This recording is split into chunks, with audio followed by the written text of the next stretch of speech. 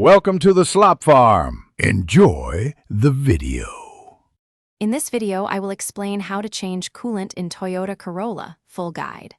Open the hood, locate the radiator cap, and let the system cool completely before you start. Drain the old coolant into a suitable container, then flush the system if needed to remove deposits. Refill with the correct coolant mixture, bleed any air pockets, check for leaks, and confirm proper level when the engine reaches operating temperature.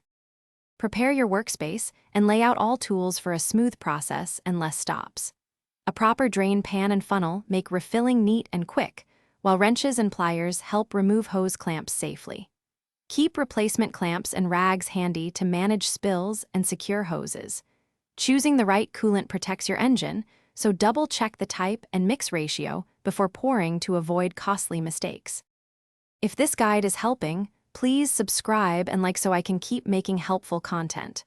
Quick recommendation: make meal prep easy with these leak-proof containers I used for tidy cleanup while working on the car, and they save you from spills. Check the description for the product link and other deals that support the channel and help you get the gear. Now let's get back to the video. Start by opening the radiator cap and then draining the coolant from the petcock or lower hose, collecting it safely. If the runoff is dirty, flush with distilled water until it runs clear to remove deposits.